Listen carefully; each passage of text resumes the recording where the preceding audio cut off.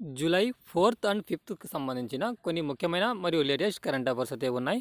Video కనుక మీకు యూస్ఫుల్గా ఉంటే తప్పనిసరిగా వీడియోను లైక్ అయితే చేయండి. ఇటీవల ఏ కేంద్ర మంత్రి నిర్మాణ్ పోర్టల్ను ప్రారంభించారు? Answer G Kishan Reddy. National civil services examination mains అభ్యర్థులకు సహాయం చేయడానికి కేంద్ర బొగ్గు మరియు గనుల శాఖ మంత్రి జి కిషన్ రెడ్డి ఇటీవల నిర్మాణ్ పోర్టల్ను ప్రారంభించారు. ఈ చొరవ కింద అర్హత గల యూపీఎస్సీ అభ్యర్థులకు 1 లక్ష రూపాయల వరకు సహాయం అందించబడుతుంది. వార్షిక కుటుంబ ఆదాయం 8 లక్షల కంటే తక్కువ ఉన్న మరియు షెడ్యూల్ కులాలు, షెడ్యూల్ తెగ, మహిళలు లేదా తృతీయ లింగానికి చెందిన అభ్యర్థులకు ఇది అందించబడుతుంది. డిక్ షూప్ ఇటీవల ఏ దేశానికి కొత్త ప్రధానమంత్రిగా నియమితులయ్యారు? డిక్ హుష్ ఇటీవల ఏ దేశానికి కొత్త ప్రధానమంత్రి అయ్యారు? Answer Netherland. నెదర్లాండ్స్ మాజీ ఇంటెలిజెన్స్ చీఫ్ డిక్ షూప్ ఇటీవల ఆ దేశ కొత్త ప్రధానిగా ప్రమాణ స్వీకారం చేశారు. 67 ఏళ్ల షూప్ ఇటీవల నాటో తదుపరి సెక్రటరీ జనరల్గా నియమితులైన మార్క్ రుట్టే స్థానంలో ఆయన బాధ్యతలు స్వీకరించారు. భారత ప్రధాని నరేంద్ర మోదీ కూడా డిక్ షూప్ను అభినందించారు. భారతదేశం ఇటీవల ఏ దేశంతో కలిసి సంయుక్త సైనిక విన్యాసాలైన నోమాడిక్ ఎలిఫెంట్ను ప్రారంభించింది? భారతదేశం ఇటీవల ఏ దేశంతో కలిసి సంయుక్త సైనిక విన్యాసాలు నోమాడిక్ ఎలిఫెంట్ను ప్రారంభించింది? Answer Mongolia. భారత సైన్యం మరియు మంగోలియన్ ఆర్మీ మధ్య సంయుక్త సైనిక విన్యాసాలు నోమాడిక్ ఎలిఫెంట్ యొక్క 16వ ఎడిషన్ జూలై 3న మేఘాలయలోని ఉమ్రేలో ప్రారంభమైంది.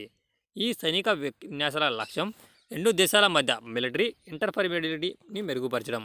2 వారాల పాటు సాగే ఈ కసరత్తు జూలై 16న ముగుస్తుంది. ఇటీవల ఏ బ్యాంక్ ఎంఎస్ఎంఈ సహాజ్ సదుపాయాన్ని ప్రారంభించింది? ఇటీవల ఏ బ్యాంక్ ఎంఎస్ఎంఈ సహాజ్ సదుపాయాన్ని ప్రారంభించింది? State bank of India. State bank of India తన కస్టమర్ల కోసం ఇటీవల ఎంఎస్ఎంఈ సహాజ్ సౌకర్యాన్ని ప్రారంభించింది. దీని సహాయంతో బ్యాంక్ కస్టమర్లు తమ జీఎస్టీ నమోదిత అమ్మకాలను ఇన్వాయిస్పై 15 నిమిషాల కంటే తక్కువ వ్యవధిలో 1 లక్ష వరకు ఫైనాన్స్ పొందవచ్చు. ఎస్బీఐ ఎస్ఎంఈవి బిజినెస్ లోన్లో డిజిటల్ సొల్యూషన్ ప్రవేశపెడుతున్నట్లు ఎస్బీఐ చైర్మన్ దినేష్ ఖరా తెలిపారు. ఐక్యరాజ్య సమితి యొక్క ఏ ఏజెన్సీ ఇటీవల వార్షిక ప్రపంచ ఔషధ నివేదికను విడుదల చేసింది? ఐక్యరాజ్య సమితి యొక్క ఈ ఏజెన్సీ ఇటీవల వార్షిక ప్రపంచ ఔషధ నివేదికను విడుదల చేసింది యుఎన్ఓడిసి. నేరాలు మరియు మాదక ద్రవ్యాల దుర్వినియోగంపై పోరాడే ఐక్యరాజ్య సమితి యొక్క ఏజెన్సీ యుఎన్ఓడిసి ఇటీవల తన వార్షిక ప్రపంచ ఔషధ నివేదికను విడుదల చేసింది. 2022 నాటికి డ్రగ్స్ వాడుతున్న వారి సంఖ్య 292 మిలియన్లకు చేరుకుంటుందని, గత 10 ఏళ్లలో 20% ఇది పెరిగిందని నివేదిక పేర్కొంది. దక్షిణాసియాలో అతిపెద్ద ఫ్లయింగ్ శిక్షణ సంస్థ ఏ రాష్ట్రంలో స్థాపించబడుతుంది? ఆన్సర్ మహారాష్ట్ర. మహారాష్ట్రలోని విదర్భ ప్రాంతంలోని అమరావతిలోని దక్షిణాసియాలో అతిపెద్ద flying training organisation Air India ఏర్పాటు చేయనున్నది. ఈ ఎఫ్డిఓ భారతదేశంలో అందుబాటులో ఉన్న పైలట్స్ శిక్షణ సామర్థ్యాన్ని బలోపేతం చేసింది. అమరావతి ఎయిర్పోర్టు రన్వేని ఇటీవలే ప్రభుత్వ యాజమాన్యంలోని మహారాష్ట్ర ఎయిర్పోర్ట్ డెవలప్మెంట్ కంపెనీ విస్తరించింది. భారతదేశం మరియు ఈ దేశం మధ్య సంయుక్త సైనిక విన్యాసాలైన మైత్రి నిర్వహించబడుతుంది. Answer Thailand. థాయిలాండ్లోని తక్ ప్రావిన్స్లోని పోర్ట్ వాచిరాప్రకాన్లో జూలై 1 నుండి 15 వరకు జరుగుతున్న India Thailand joint military exercise Maitri యొక్క 16వ ఎడిషన్లో ఇండియన్ ఆర్మీ కంటైన్మెంట్ పాల్గొంటుంది. ఈ విన్యాసం యొక్క చివరి ఎడిషన్ సెప్టెంబర్ 2019లోని మేఘాలయలో జరిగింది. యూరోపియన్ యూనియన్ కౌన్సిల్ అధ్యక్ష పదవిని ఇటీవల ఏ దేశం స్వీకరించింది? Answer Hungary. Council of European union యొక్క రొటేటింగ్ ప్రెసిడెన్సీని 6 నెలల పాటు హంగేరీ చేపట్టింది. హంగేరీ యూరోపియన్ యూనియన్ వ్యవహారాల మంత్రి జానోస్ బొకా ఈ విషయాన్ని వెల్లడించారు. అండర్-23 ఏషియన్ రెజ్లింగ్ ఛాంపియన్షిప్ 2024లో భారత్ ఎన్ని పతకాలను సాధించింది? ఆన్సర్ 8. అండర్-23 ఆసియన్ రెజ్లింగ్ ఛాంపియన్షిప్ 2024 జోర్డాన్లోని అమ్మాన్లో జరిగింది. ఇక్కడ భారతదేశం మొత్తం 8 పతకాలను గెలుచుకోవడం ద్వారా అగ్రస్థానం నిలిచింది. ఫ్రీస్టైల్ రెజ్లింగ్లో భారత యువ రెజ్లర్లు 4 స్వర్ణాలు, 2 రజతాలు, 2 కాంస్య పతకాలు సాధించారు.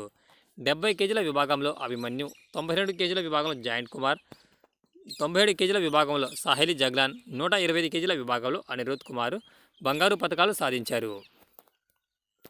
ఐసీసీ పురుషుల టీ20 ప్రపంచ కప్ 2026 ఎక్కడ జరుగుతున్నది? ఆన్సర్ భారత్ మరియు శ్రీలంక. ఐసీసీ పురుషుల టీ20 ప్రపంచ కప్ 2026ను భారతదేశం మరియు శ్రీలంక సంయుక్తంగా నిర్వహించనున్నాయి.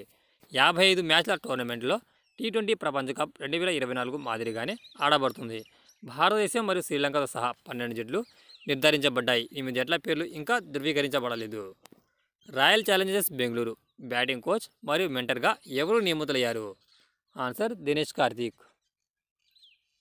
IPL project royal challengers Bengaluru భారత మాజీ వికెట్ కీపర్ బ్యాట్స్మెన్ అయిన దినేష్ కార్తీక్ను బ్యాటింగ్ కోచ్ మరియు మెంటర్గా నియమించింది. Kolkata night riders, Mumbai Indians, Delhi Daredevils, Kings 11 Punjab మరియు ఆర్సీబీ 5 ఫ్రాంచైజీలకు ప్రాతినిధ్యం వహించిన దినేష్ కార్తీక్ ఐపీఎల్లో 257 మ్యాచ్లు ఆడాడు. భారత్ తరపున ఆడుతున్న కార్తీక్ 94 వన్డేలలో 1752 పరుగులు చేసి 9వ అర్ధ సెంచరీలు చేశాడు. ఇది ఫ్రెండ్స్, వీడియో కనుక మీకు నచ్చితే తప్పనిసరిగా వీడియోని లైక్ అయితే చేయండి. Thanks for watching. ఎగ్జా